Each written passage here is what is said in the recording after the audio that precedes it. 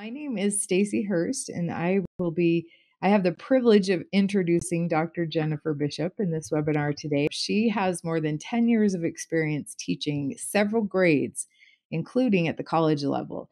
She's an enthusiastic proponent of using data to maximize the potential of all students. She spent her career focusing on literacy education, specializing in strategies to support students of varying educational levels and exceptionalities. Her doctoral work involved implementing secondary literacy interventions with a special emphasis on staff development. She received her master's in education from Florida Atlantic University and her EDD from Capella University in reading and literacy. Dr. Bishop is the National Literacy Consultant with Reading Horizons. So, Dr. Bishop, we're going to turn the time over to you. We're so excited for this webinar. Well, welcome. I'm so excited to be here. I've been discussing this very topic all week at FETC here in New Orleans, and it's so important. And I'm just so glad that you all are giving us some time to talk about foundational literacy for our learners that are, grades 4 and above that may have not been proficient. So I'm sure there's many reasons that you're here, and you probably serve students in a multitude of ways. So I'm just going to start out by sharing a few of the reasons I do what I do and have that passion to do it.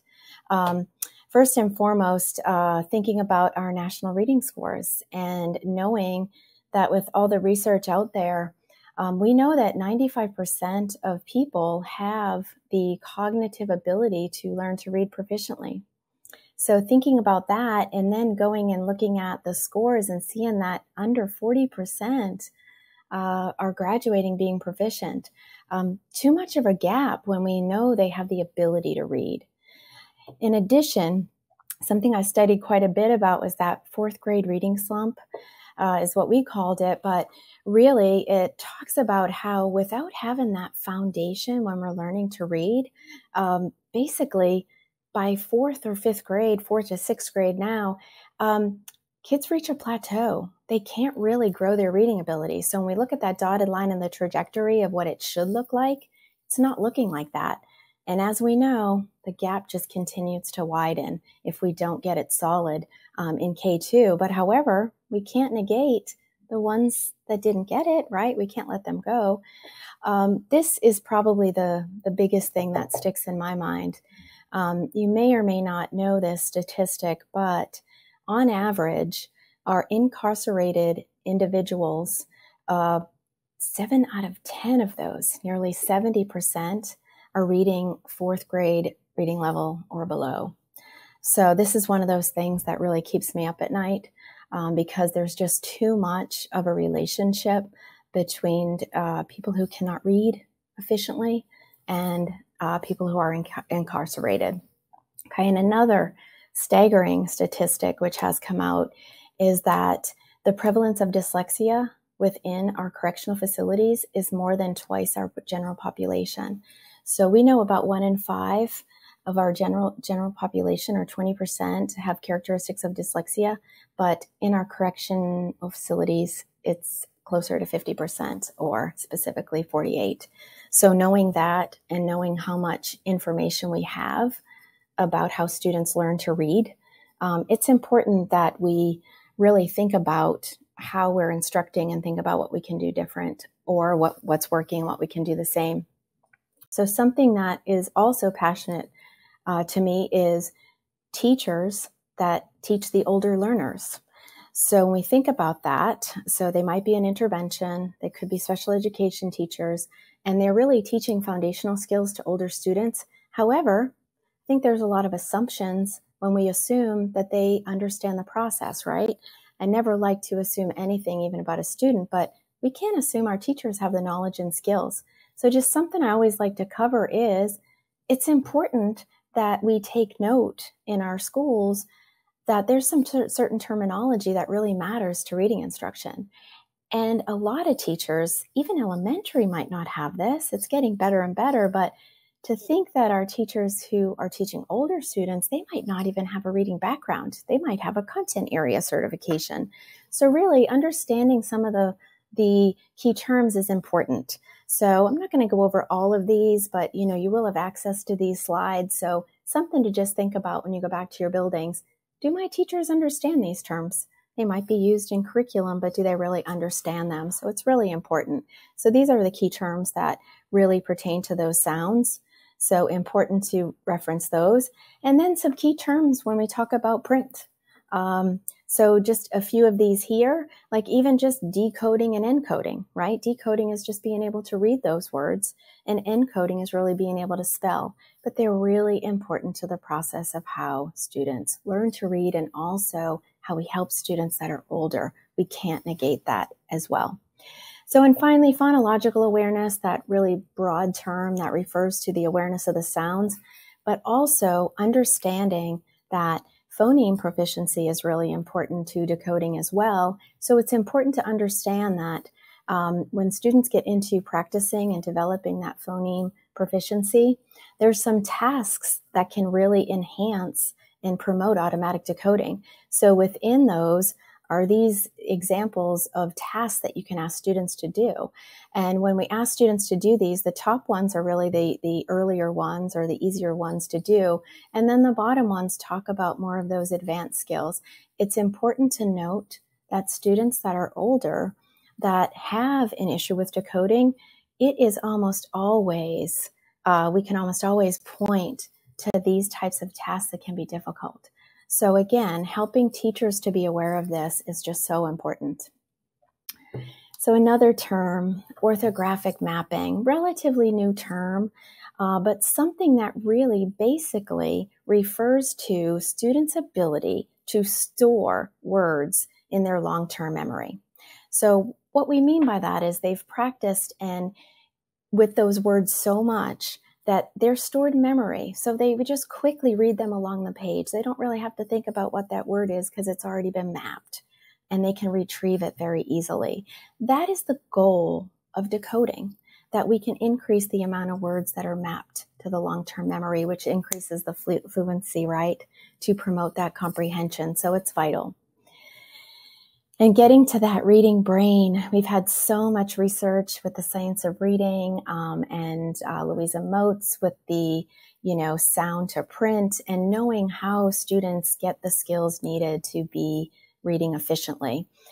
And it's important to note, and Steven Pinker's quote is so good, children are wired for sound. They will automatically develop that oral language. They develop that by mimicking. It's why everyone tells us as parents, talk to your child, tell them everything you do, because that's how you're developing that oral language. So that's automatic. However, print is a relatively new technology in terms of our civilization. We didn't always have print around, so our brains are not wired for print. So we have to really spend time in helping students to match to that alphabet principle so they can read. So it's really important to note that, and important for how we teach. We can't just assume that our older students have mastered that. So that's really important. And out of that science of reading came the simple view of reading by Goff and Tunmer. And this is the slide that I think really gives us that true understanding of what is required to achieve reading comprehension when we're engaging in text. Well, there's really two areas or two subsets of skills that are necessary. So students must adequately and quickly be able to decode those words on the page. And in addition to being able to decode the word, you have to understand what those words mean. And it's those two processes together that really get them to comprehension. So you can't just have one or the other, right? So we have those students, those especially older students, that we might read a text out loud to them, and we realize they understand it. They can answer all those questions with it. However, when we hand them that same type of text, we see them just almost shut down, right? Words are too long. They can't decode it. So I ask you, do they have a comprehension issue or a decoding issue, right? It's more decoding at that point, because if we do the decoding for them, they can understand it. So again, something to reflect on practice, and this happened to me quite a bit early on in my teaching career. I used to always look at those IEPs, right? The individual education plans for my students. They almost always had a comprehension goal. So when we think about that, let's not assume it's a comprehension goal, because comprehension, a lack of comprehension, can be the symptom, right? It can be the symptom of what's really happening, but we have to dig deeper, because we know from all the research that when we identify, the four main problems that people can have in reading, that from Goff and Tummer, and also, and I forget his name, right? I can think of him right now. But Goff and Tummer had described 3 reading difficulties that can happen, which was dyslexic, mixed reading difficulty, and hyperlexic. And then later on, compensator was added to the list. So, but I want you to look at this graph, because it works along the same thing with the simple view of reading.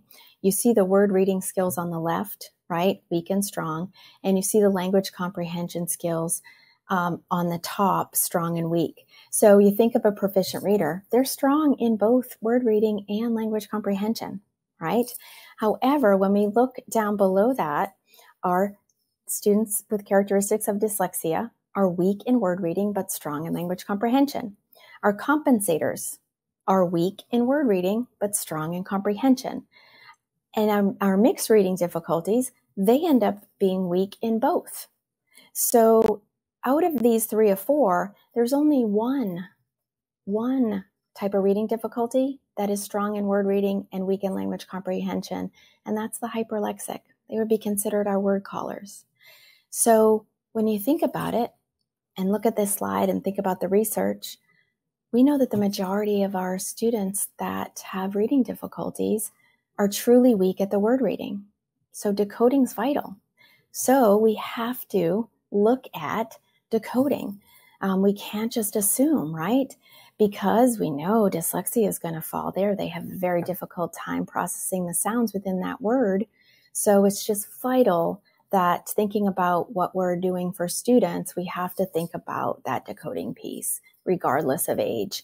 So structured literacy is what we're going to talk about today, because that's the recommended curriculum and framework that we want to use. So thinking about the role in decoding with Scarborough's reading rope. Okay, so we look at all the necessary skills, that bottom strand, and everything that's necessary for accurate and fluent reading. So decoding is really the fuel. It is the fuel for getting into that skilled reading level. It's going to fuel all of those language comprehension skills. So we have to get increasingly more automatic so that students don't have to think word to word to word, what's this word, and try to laboriously try to decode that word. It's when they are quickly and accurately reading each one of those words, now their cognitive demand is fully opened up to really strengthen those language comprehension skills. Because our language comprehension skills will forever be able to be expanded if we have the automatic decoding. So important. So I mentioned this already, our structured literacy. So again, think about what you're using to support students. Think about your knowledge of structured literacy and the tenets and elements and principles that must be present to be a structured literacy framework. So it must be explicit, right? Very, very systematic and deliberately sequenced. You're going to see structured literacy as moving from simple to more complex, starting from the basics and moving on. And finally, looking at the cumulative piece. Our students, especially in 4th grade and up, there's a gap. We know that. They've struggled. So we want to make sure that when we're teaching a new concept, we're always bringing in those previous concepts so we can deepen that understanding. And finally, diagnostic. Okay, that formative assessment piece.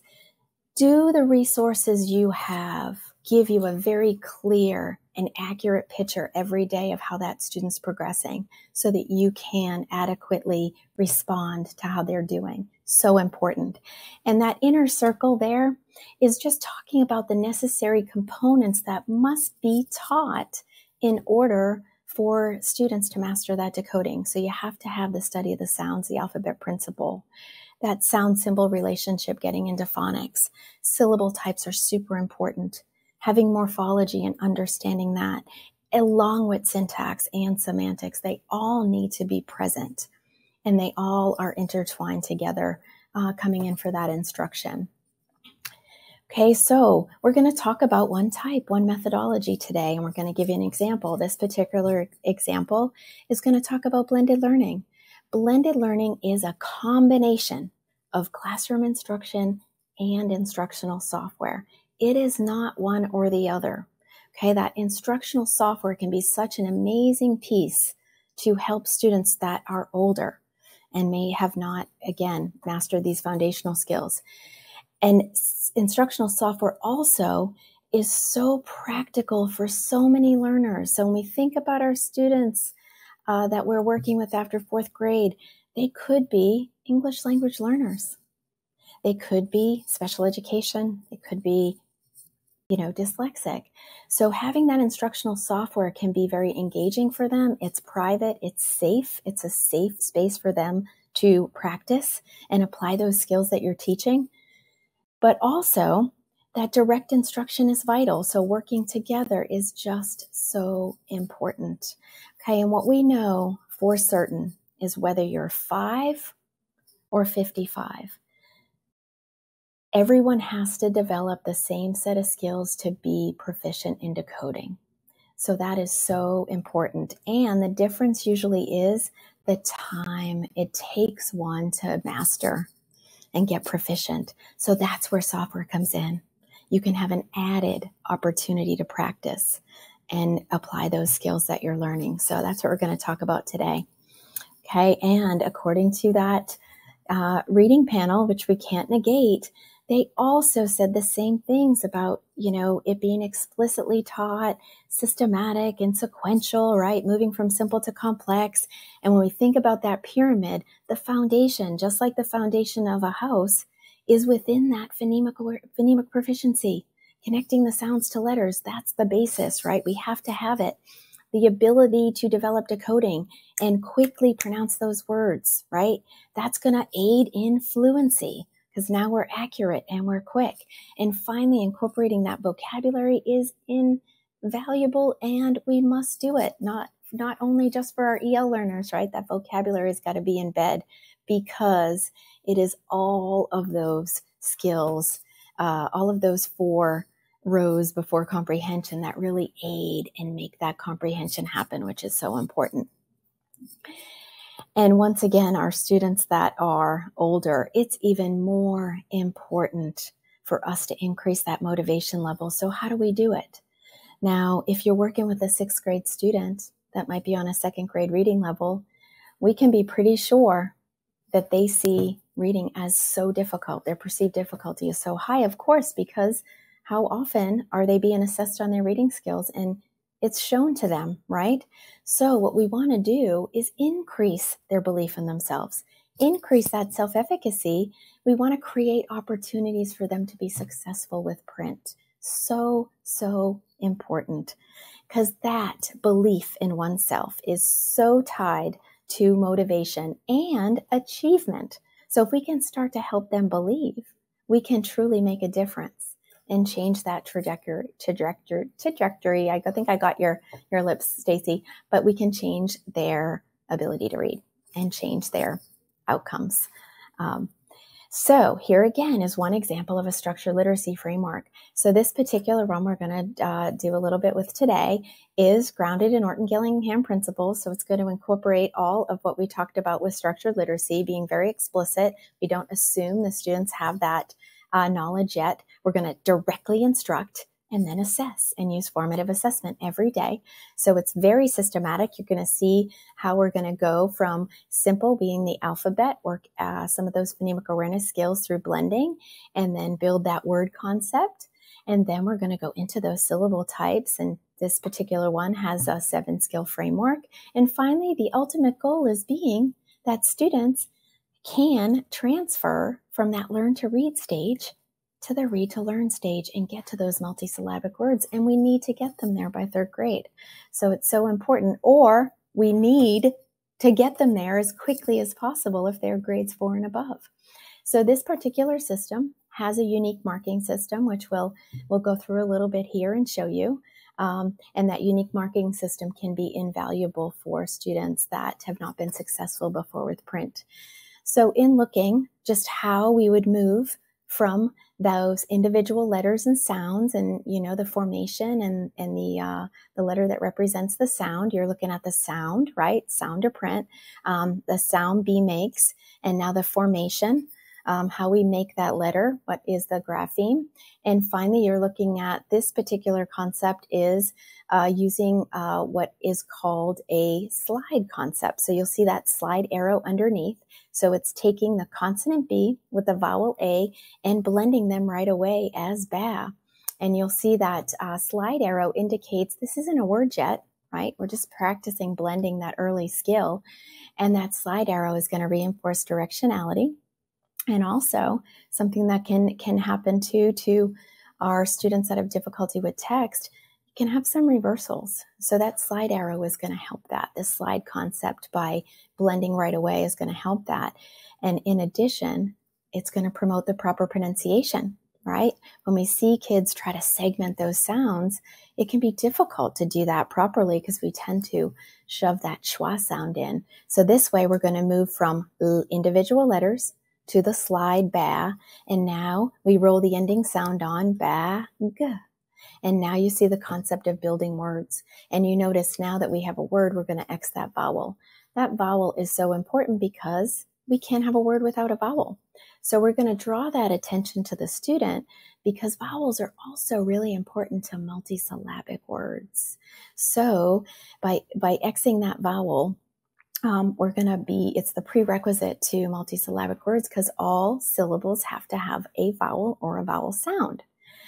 So that vowel is key. And if you've worked with English learners of all ages, those vowels can be difficult. So the slide concept is really going to help them as well, and also Xing that vowel. And it reduces the cognitive load because there's only 5 vowels, right? Sometimes Y, but we'll get into that. But there's only 5 vowels, so they only have to focus on just those 5. Okay, and then you will see moving into sentences, incorporating all of those skills into the sentences. So you see simple to complex from the very letter, down to the slide, down to the word, and down to the sentence for fluency and comprehension. Okay, and as we mentioned, that vocabulary, so important. And this again, if you take a note at how you're using current resources or what you're doing in your classroom, vocabulary development is key. And what we know about our learners that are older is they may have not acquired the same level of vocabulary. So just incorporating vocabulary in at the same time we're working on developing the students' decoding is going to be key, because we're going to activate that 4-part processor. So students are not only going to be working within the sounds within the word, applying spelling rules such as this one with the C and K, but also getting a context sentence and meaning or definition for that context so that they get the meaning at the same time. So when we activate all 4 parts of that mental processors in our brain, it's going to just increase that learning as well. So in case you don't know the C and K rule, we can cover that at the end if you want to stick around a little bit. All right, actually, I have it. Surprise! I'm going to give it to you early. Okay, so spelling patterns are so important. So we have letters that may be confusing to students that have difficulty with print, but letters such as the C and K, they make that same initial sound. So how do we know how to spell it? Cat and kitten. Well, we explicitly teach these rules that go with our English language. So we teach students that all you have to do is listen for the vowel that follows that sound, because the K takes the vowels I and E, and the C takes the other 3, A, O, and U. So again, breaking the English language down so that text is accessible, and also helping students to understand the why is powerful. Again, our whole point when we work with learners that are 4th grade and above is promoting opportunities for success. And when you give them rules like this, they tend to now start lowering their perceived difficulty because we've taught them the why. And that is so important. And this is equally as important for English learners, right? And again, making opportunities for success is so important. Scaffolding. As much as we can scaffold for the students is so important. And again, that explicit instruction. So it's important to cover other elements that we'll see within words like blends, consonant blends, and also digraphs. Special vowel combinations is explicitly teaching them and what they are. So for example, our blend. Our blends are 2 or 3 consonants that are going to go together or move together in syllabication. Blends can be found anywhere in a word. So when they're found in the middle of a word, they usually don't split for syllabication, and that's going to be important later on. So teaching that explicit concept is important. And in this particular marking system, we're going to arc that blend so that students have that marking, so they signal that relationship. So we're going to arc that blend. And something else that you may want to consider if you're covering these skills is don't promote the pronunciation when a blend is in isolation. So when you see that CL blend, it's more effective to name that blend, because if we ask students to pronounce it in isolation, what happens? Cool, right? Cool. I can feel my tongue going right up. If you don't feel too silly, you can try it on the webinar too to yourself, but cool, that's not really how we pronounce that CL, is it? However, knowing that when we add that vowel to the CL blend, now when we pronounce it, it's cla, rolls off your tongue. It's pronounced correctly. And again, it's another scaffold for the students, and it's another opportunity for them to read it correctly. And then we add that ending sound on, so we move from cla to clap. And that scaffold can be incredible. So that is just, I urge you, if you're working with students that are having difficulty with this, if you see them putting that CUL, right, trying to spell it that way, try the slide concept, try naming the blend, and then try adding that vowel. It's not a word yet, but try adding that vowel as a scaffold, because again, the more opportunities they have with success and being able to read that word, the more they're going to develop that decoding proficiency. So simple to complex, name the blend CL, slide is cla, word is clap. We had a blast in class getting to those sentences, and notice the other blends in there. Okay, so I'm going to pause there. So we covered a couple of concepts within this type of framework. So we have the marking. And at this point, we have that slide concept, which is incredible. Going to be a nice scaffold. But also we are marking the vowel with an X, right? And we're marking those blends. So now we're going to get into the syllable types. And we're going to talk through, this is the simple framework that is something that might aid you as well. But vowels can be long and short.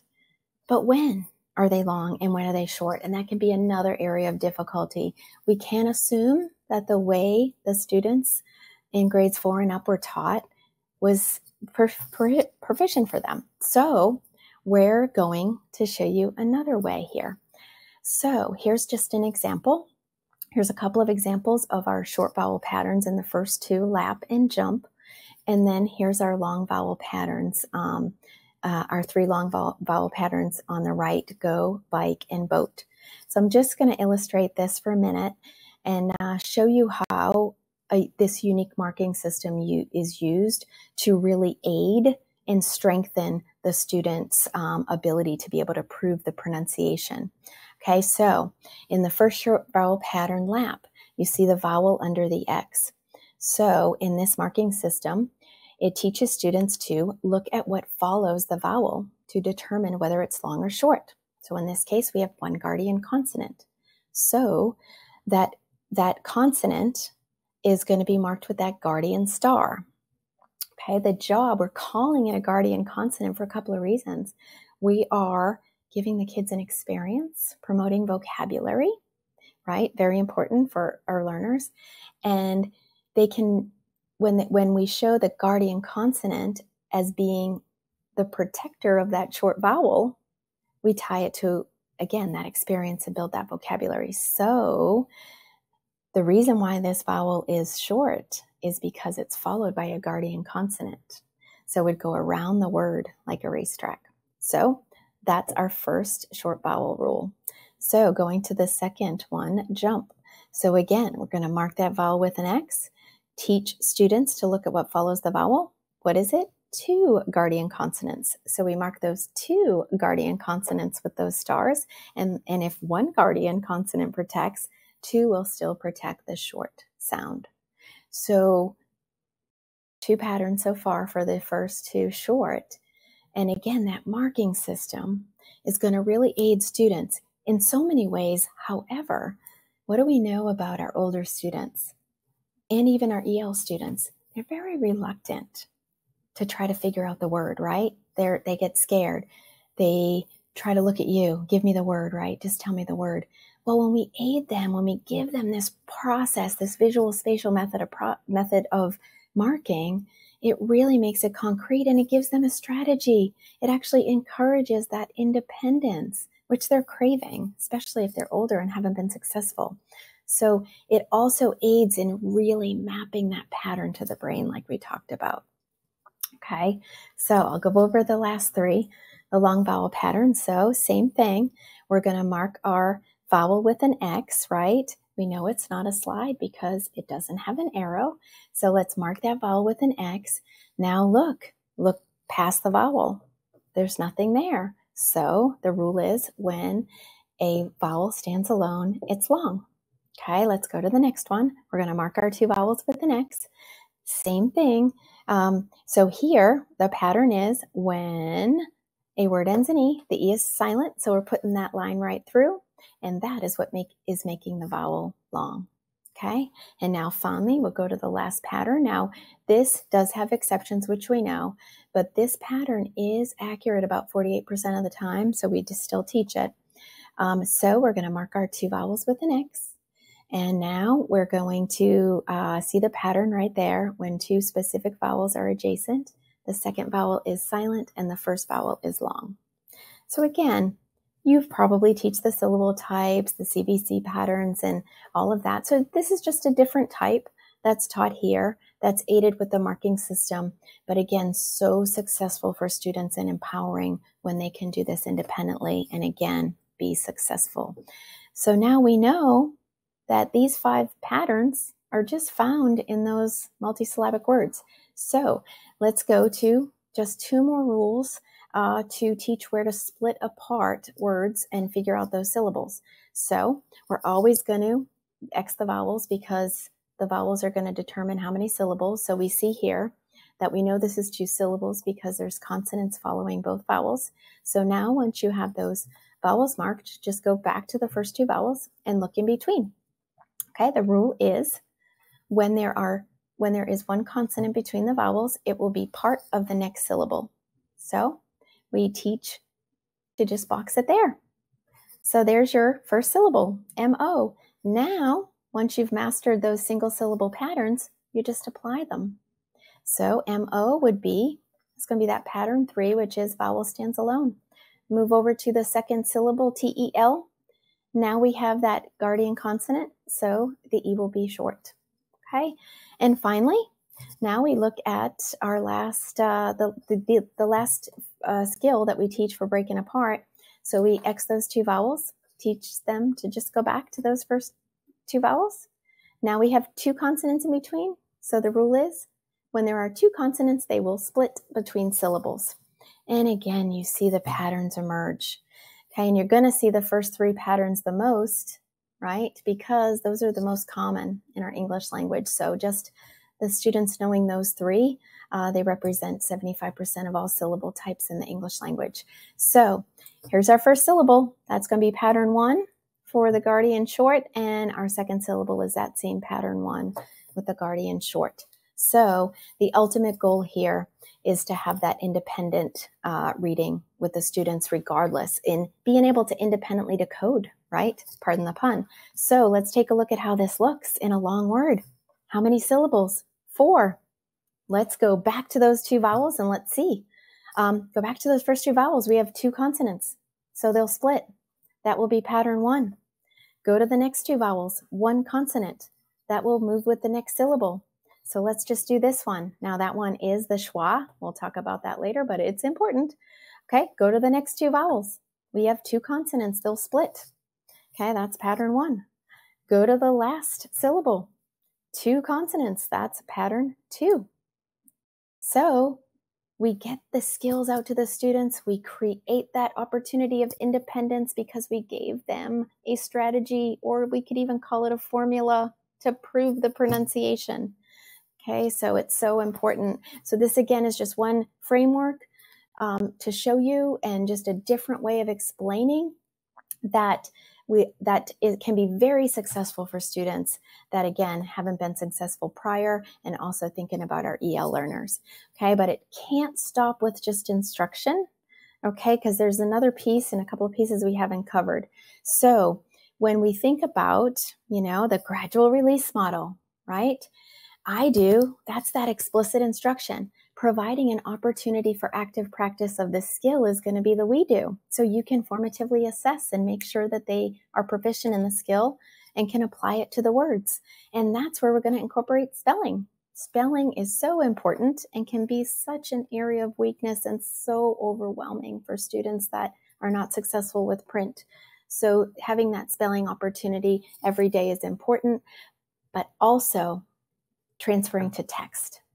So when students are spelling, and this is an Orton-Gillingham principle, and it's present in a lot of Orton-Gillingham-based programs, but having that multisensory piece is so important because it helps students connect those neural pathways in the brain that are so necessary for decoding skills and being accurate.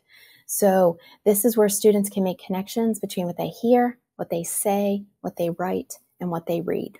So think dry erase boards. We see an example of a student. So if I taught that decoding skill 1 and I give that word motel, I'm going to say that word twice. Let's have that student repeat it back twice, then write it, then read it, incorporate vocabulary in at the same time. So that is how we're going to effectively help the student in terms of decoding. So we're going to practice that spelling every day. It's vital. And think about how important spelling is. We have many students that might be proficient readers, but then when they get to spelling, they can't spell, right? That's very common. But think about the opposite. If you can spell it, you can read it. So we're really helping students to achieve that higher level skill of encoding, which is the higher level skill of decoding. Okay, and spelling can be so important because it really holds the meaning in our language. So something you may have been taught or may have forgot or may have never realized, but campus, famous, they have the same ending sound. However, one spelled with a US and one spelled with an OUS. It has to do with the part of speech. We use US if it's a noun and OUS if it's an adjective.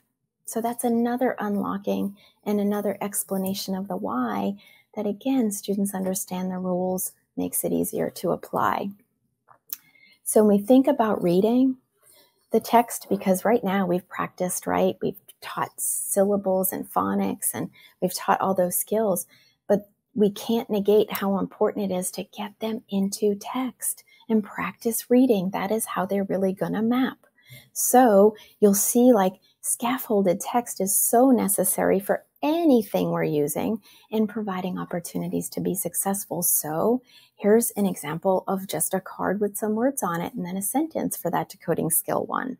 So if we need to start off lower and start off with just basic text that is very controlled, again, giving the students an opportunity to be successful English learners, but then moving into like a decodable passage. So look at this page. So think about that. Looks age appropriate, doesn't look kid-like.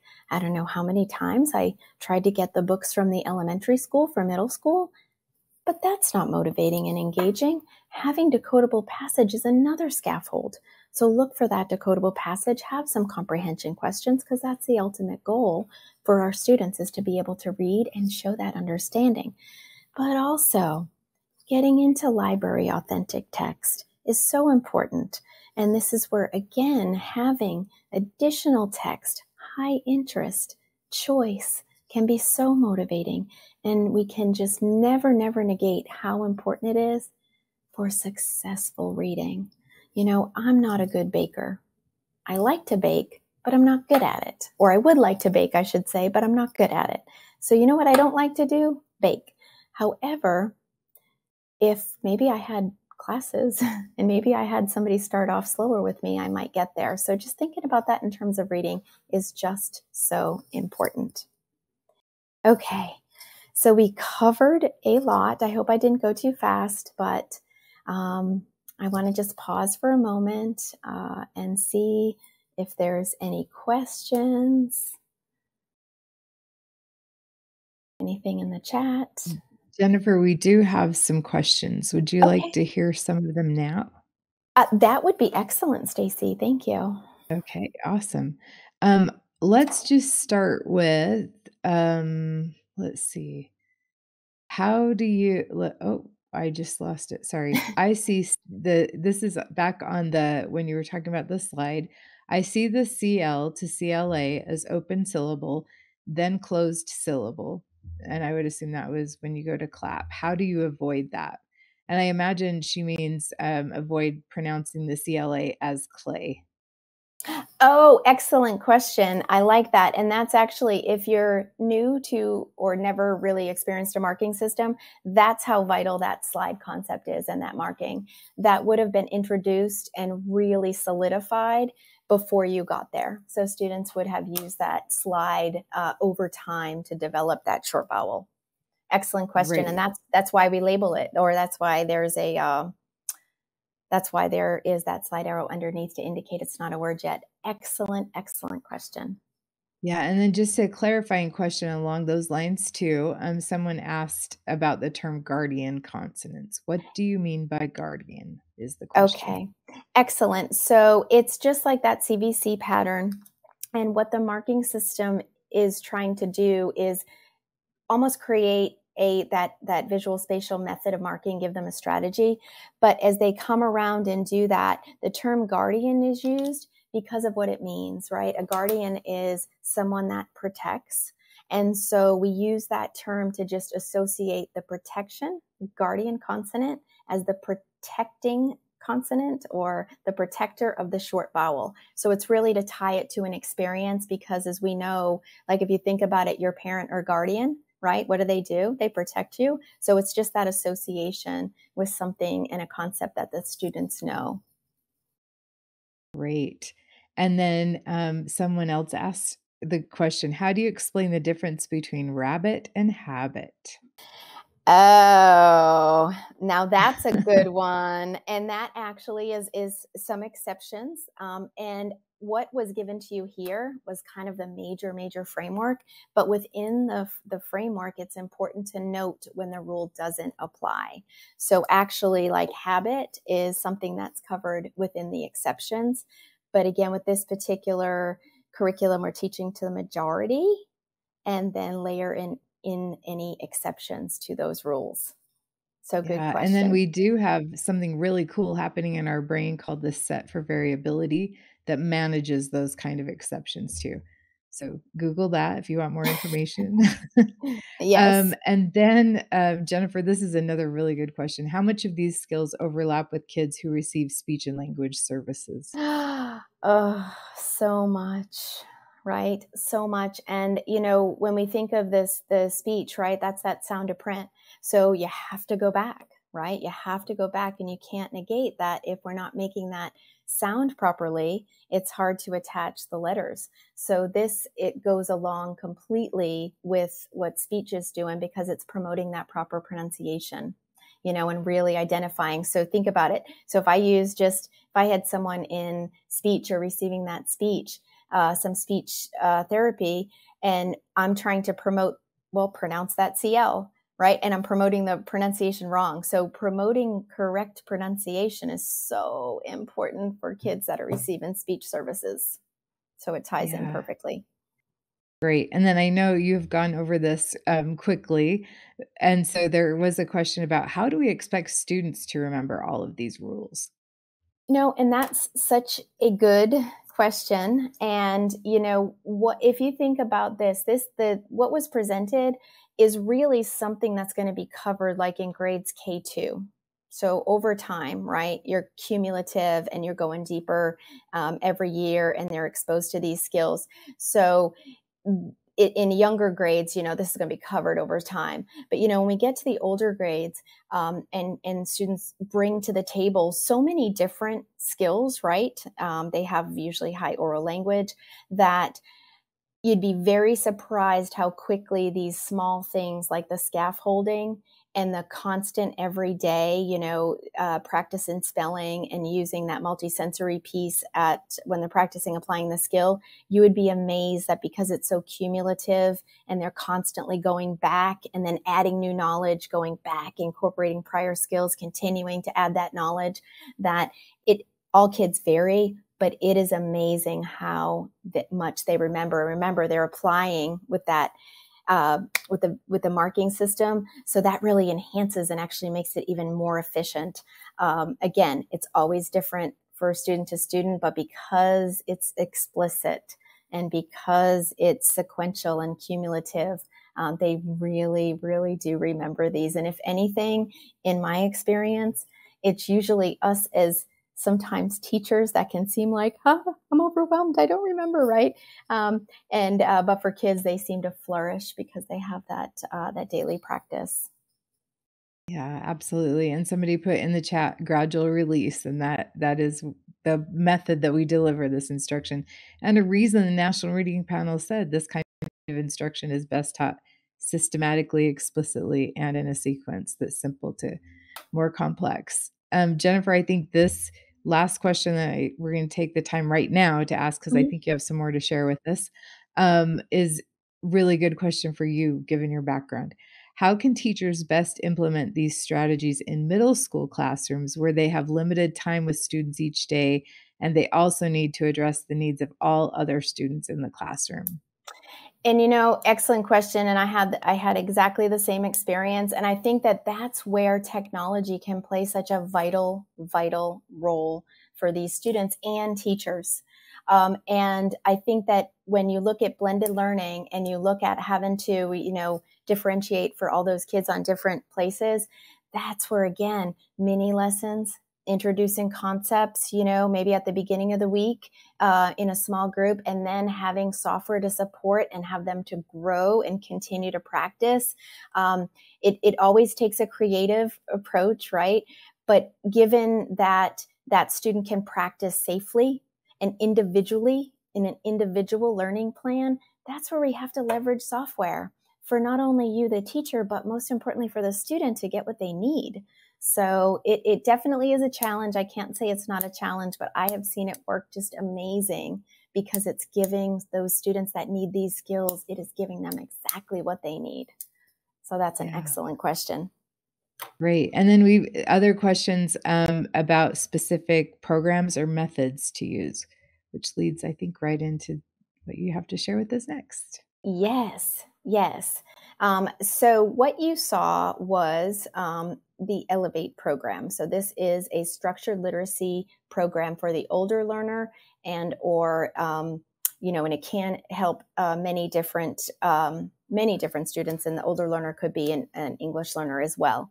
So as you heard about this explicit instruction, well, that's explicit instruction. There is a physical teacher kit that provides teachers with exact lessons for everything. So it starts out at the alphabet, and that's the one thing I can never tell teachers is not sure how deep you have to go with the alphabet, but you'll have the ability because it's so scripted.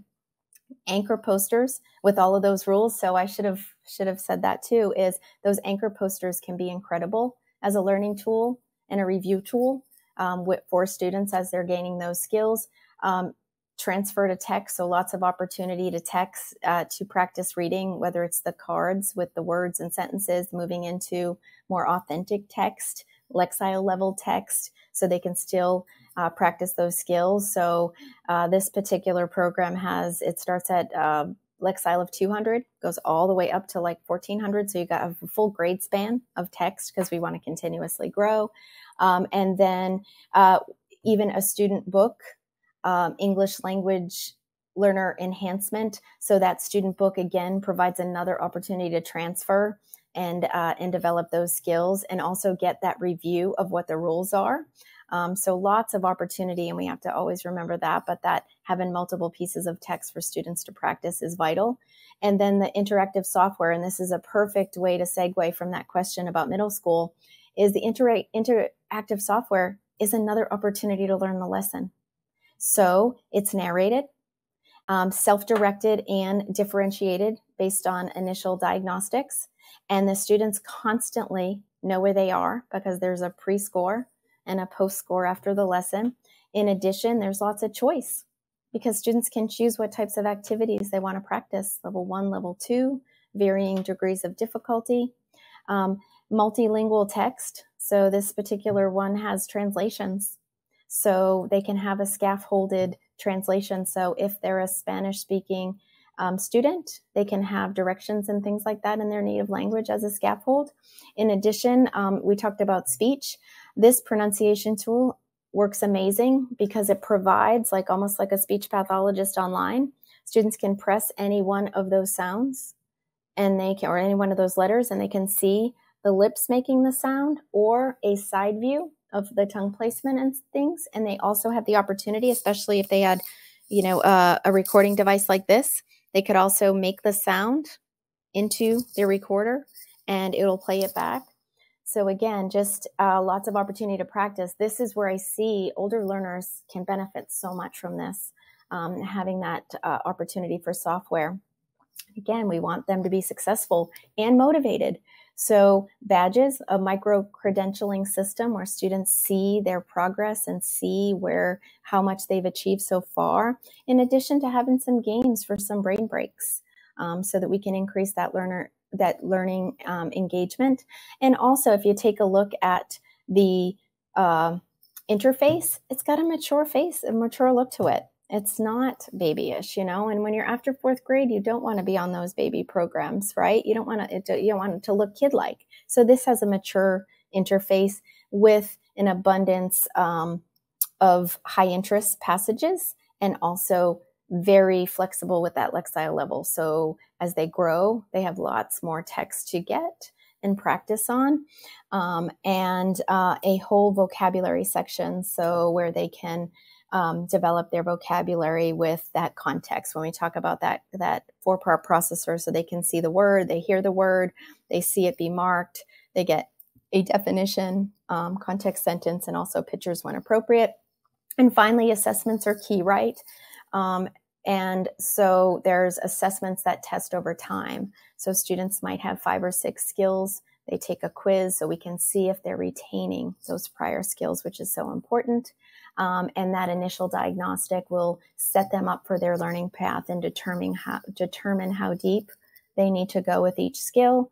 And finally, a library assessment. This one's measured by Lexile, so we can really gauge and see the ultimate goal, which is to increase students' comprehension and reading ability. Great. And Jennifer, along those lines, we have a lot of questions about this too. So I'll ask this one. Okay. What kinds of instructional models are effective with learners grades 4+, as you're talking about this?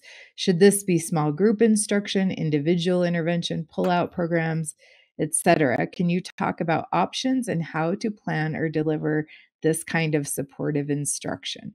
Absolutely. And that's another great question because I look at this 4th and 5th grade is the implementations that I have seen for reading intervention. A lot of times they do take place in your classroom. So what's nice about the structure of this framework is that it really is conducive to all tiers of instruction. So for example, I've seen this in some larger districts, and some, depending on the school, achievement level.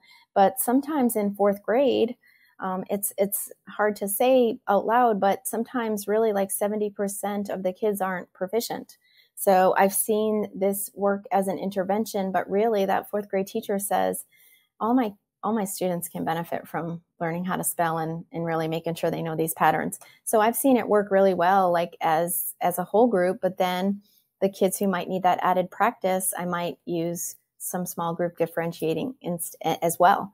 Of course, as you get older, right now, 6, 7, 8, if you're giving this to students, as that teacher already asked, or that person already asked, this might be something that I push in and teach some concepts 1 or 2 days to a small group, because I have a lot of other students that are at a different level and I utilize the software a little bit. So I think what's important is that however you teach it, it's a daily roadmap, right? So that the lessons are there, the content's there. So it's really just making sure students get that content who need it in a variety, in maybe a mixed way of just, could be whole group if your whole class can benefit, could be small group.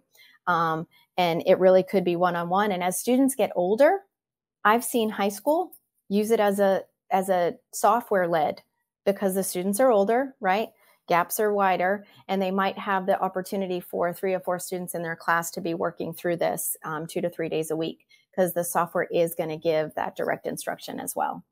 So I talked a little bit too much with my answer, but I hope I gave a little context that it does depend a little bit on how it's set up. That was a great response, because there really are so many ways that you could apply that kind of instruction depending on student need. Another question that was asked just in the remaining minute that we have is, how do you address oral reading fluency in a program like this? Excellent question. So oral reading fluency is so important, and listen to a child read. So one thing I like about this is you're going to establish that initial reading ability with the Lexile assessment. And because this program has such a vast amount of Lexile level text available through a reading library, that what I see a lot of teachers do is just say, okay, well, you're practicing your skills. I'm seeing your Lexile bump up. I can see all of those, passages that you're reading. So I can gauge, like, oh, you're at about an 800, Lexile. Well, you pull out that teacher kit and you've got a lot of passages at 800, Lexile. So that's the opportunity where you can sit and match that text to where the student's at. So you can really gauge that they are where they're at, or, we know those kids can game the system, but it gives you that checkpoint. And it has, inside this library, it also has some tools for the teachers to track that information as well. And that's important, right? Listening to them read. Thank you so much. We have more questions, but we'll try to get those answered and send them out in an email. And lastly, thank you so much for attending. Yes, thank you. And thank you, you, Jennifer. Stacy. Okay. Of course, always a pleasure. Have a great day, everyone. Thank you so much for joining. Thanks for all you do for our students. Yes, thank you so much.